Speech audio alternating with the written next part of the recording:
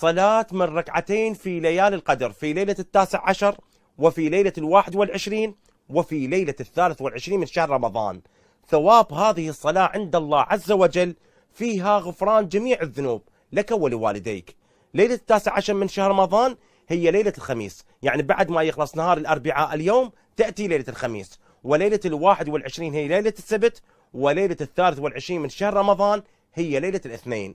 لذلك يقول النبي الأكرم صلى الله عليه وآله: من صلى هاتين الركعتين لا يقوم من مقامه حتى يغفر الله له ولأبويه. فشارك هذا المنشور مع أخوانك وأصدقائك لتشترك معنا في الأجر والثواب إن شاء الله. كيفية هذه الصلاة: الصلاة ركعتان مثل صلاة الصبح، صلاة بسيطة جدا، طبعا لا فيها آذان ولا فيها إقامة، مباشرة تنو وتكبر، تقرأ في كل ركعة، يعني في الركعة الأولى وفي الركعة الثانية فاتحة الكتاب مرة، و7 مرات سورة التوحيد قل هو الله أحد.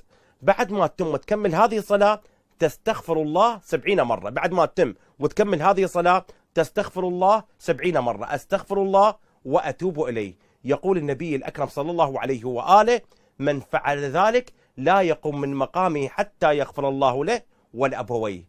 نية هذه الصلاة: تقول صلي هاتين الركعتين قربة إلى الله. وقت هذه الصلاة من بعد صلاة العشاء وينتهي ما قبل الفجر، يعني وقت مفتوح لك، فلا تقصروا من هاتين الركعتين في ليالي القدر. جزاكم الله خير جزاء المحسنين، ونسأل من الله سبحانه وتعالى أن يتقبل منا ومنكم صالح الأعمال بجاه محمد وآل محمد. فأقول قولي هذا وأستغفر الله لي ولكم.